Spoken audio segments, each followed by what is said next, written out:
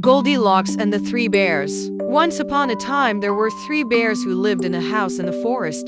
There was a great big father bear, a middle-sized mother bear, and a tiny baby bear. One morning, their breakfast porridge was too hot to eat, so they decided to go for a walk in the forest. While they were out, a little girl called Goldilocks came through the trees and found their house.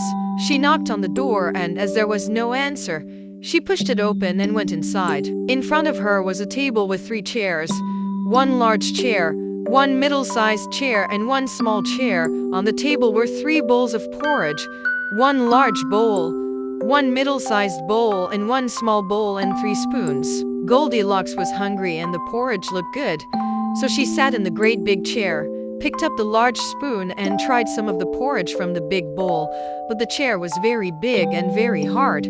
The spoon was heavy and the porridge too hot.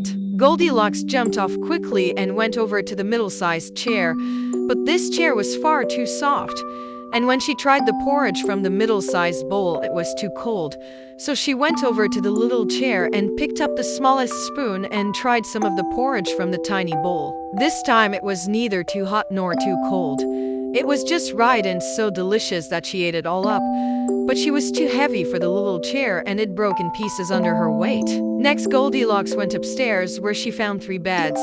There was a great big bed, a middle-sized bed, and a tiny little bed. By now she was feeling rather tired, so she climbed into the big bed and lay down.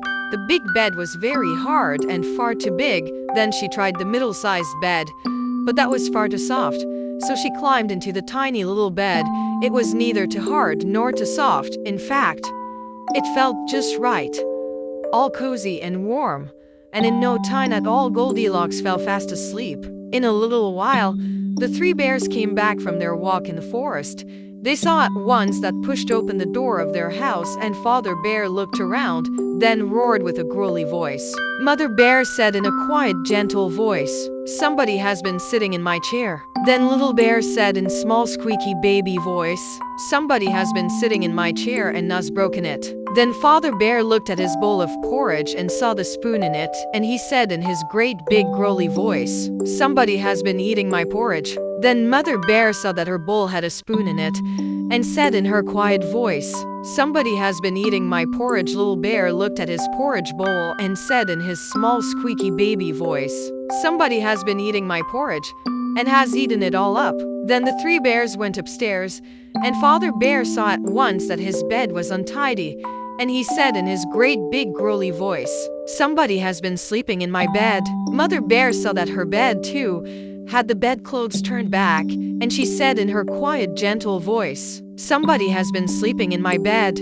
Then Little Bear looked at his bed and said in his small, squeaky baby voice, "Somebody is sleeping in my bed." He squeaked so loudly that Goldilocks woke up with a start.